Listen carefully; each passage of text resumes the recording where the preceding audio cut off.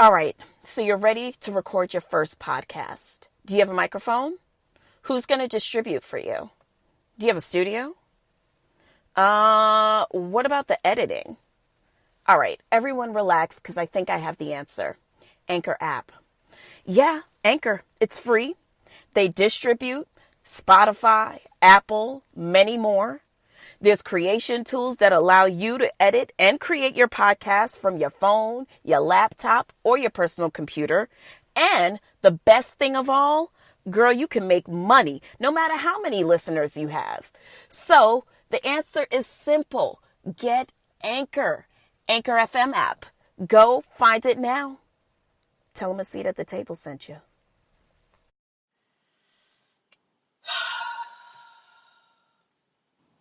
You know what's been plaguing my mind all week?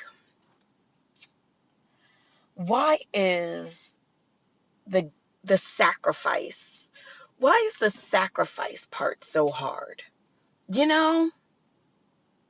Let me make sense of this. Okay, so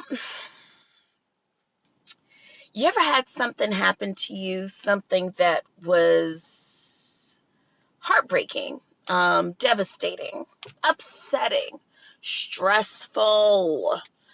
And I'm not talking about like, oh, I overspent, so I don't have money to pay my bills. I'm not talking about that kind of stress. I'm talking about having something happen to you where you seemingly felt like you had no control of the happening. It was just happening to you, only to realize after you got over the hump, after if you could have chosen anything else to eat, shards of glass, you would have chosen that over this situation, at least in the moment, only to get through it and have something amazing happen to you and realize that's what it was for. That's what all of this was for. All of the belly aching, all of the sacrifice, all of the tears. I thought I was going unnoticed. I thought God was like, you know what, girl? I got some stuff to do over here.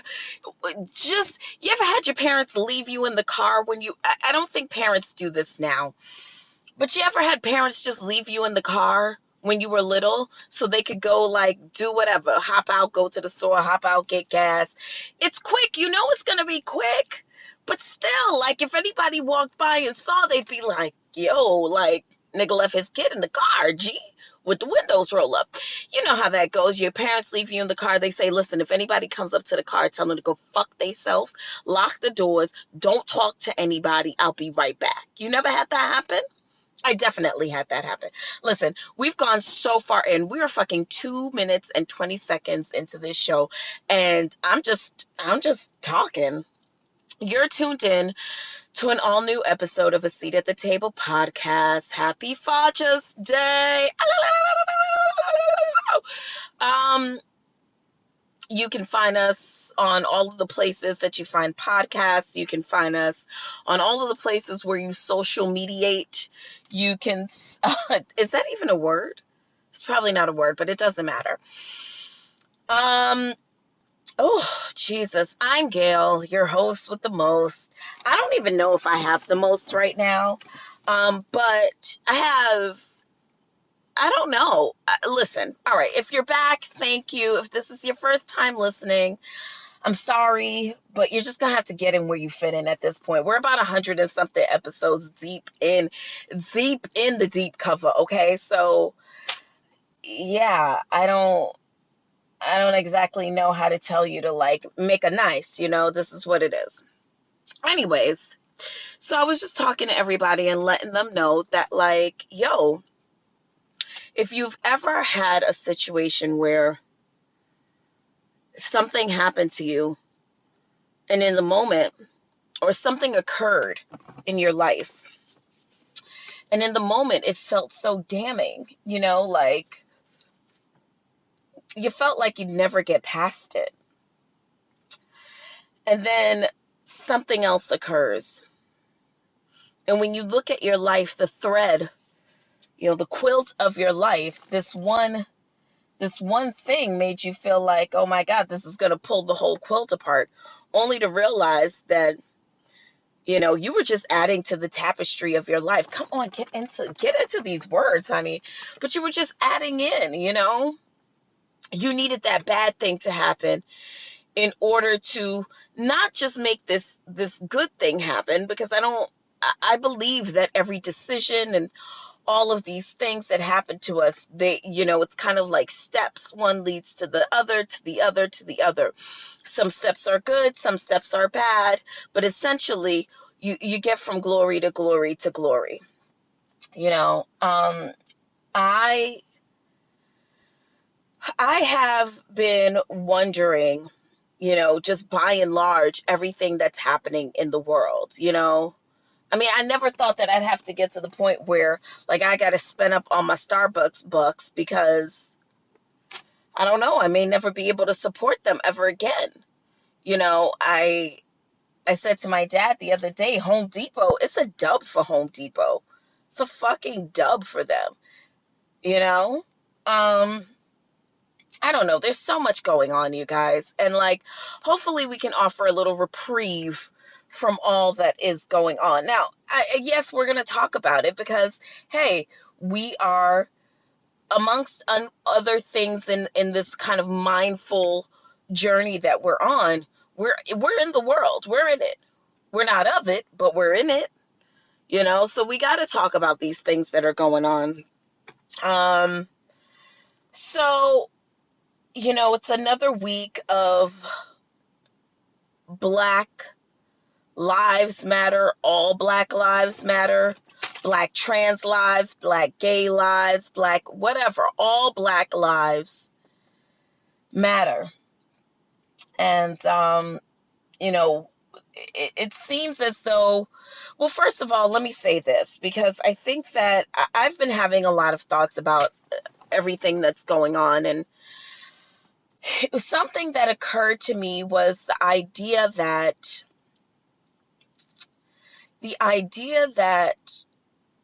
so all of this stuff is happening right now, and you know, I don't believe that there's anything new under the sun. I think that this is just kind of our turn. This is our generation's turn for the fight, you know, and I'm so grateful to people who are on the front lines, who are making a difference, because we're not fighting for a national holiday. We're not fighting for street naming. We are not fighting for painting whatever two-way street saying that all Black lives matter. I'm not fighting for that. I don't give a fuck about painting the street. I am fighting for inclusivity as it pertains to the financial structure of this country, as it pertains to the social structure of this country, as it pertains to the overall history of this country. No, the political structure of this country. No, we can't change the history, but we can definitely, I mean, I think that as a country evolves and as people evolve, we should look at our political landscape and challenge the very idea of what we know to be policy. You know, I don't think that there's anything wrong with that. I think that this stuff happening on an election cycle, and it seems like we're always in an election cycle, because as soon as one election is done, you know, you're dealing with local elections and you're dealing with all kind of stuff, federal elections, state, county, magistrate, like there's just all kind of shit going on depending on where you live. But in my mind, it always feels heavy on the politics cycle, in terms of, hey, I know that Donald Trump has been president for 4 years, but he's also been campaigning for 4 years during his presidency, which led him to Tulsa, Oklahoma, on Friday for his Juneteenth rally, if you will. And I believe the rally was changed to yesterday. Now, this was taking place at the Oklahoma Bank Arena or something like that. And it is my understanding that the The capacity for the arena is 19,199 people, and he was not able to fill that. So, needless to say, um, during his rally, he referred to the COVID-19 as the Kung flu.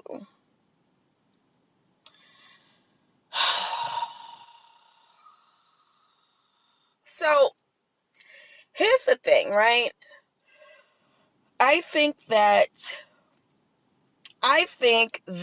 Donald Trump is a troll.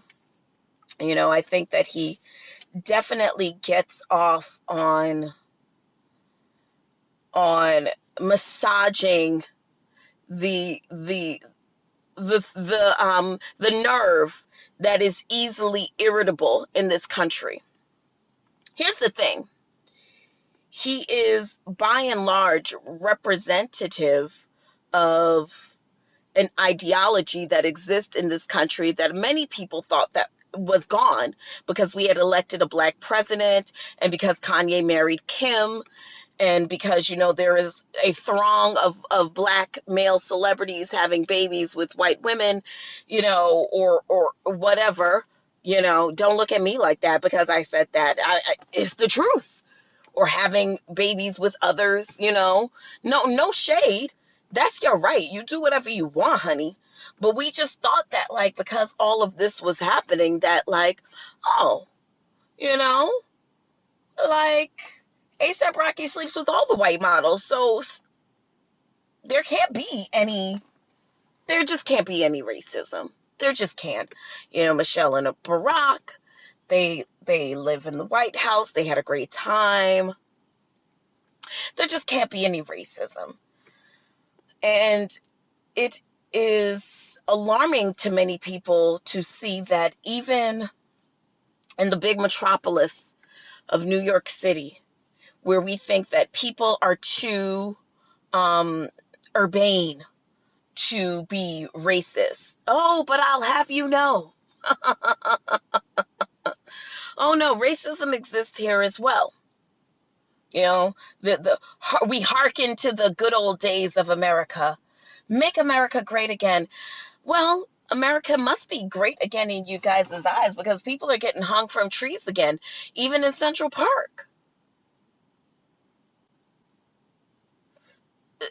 So I say all of this to say there's something about the context of our consciousness that is being ignored to me when you think about what we're seeing out here.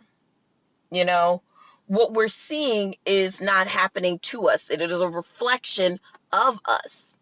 The agony, the pain, the racism, the division, the ignorance, the inconsideration, the lack of empathy. This exists in our culture. This is cultural for us.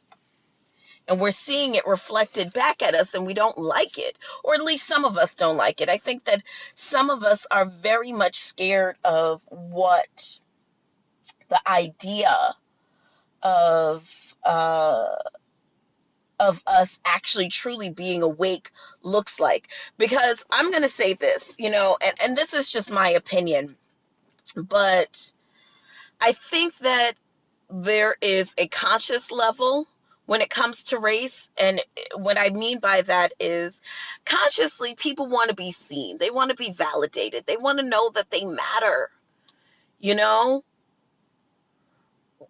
Black people want to know in all our 31 flavors when it comes to gender and sexuality and religious affiliation and culture, and we just want to know that we matter. We matter to the construct of this country. We are at a place where we are wise enough to know our contributions to this country are beyond just slavery. the very financial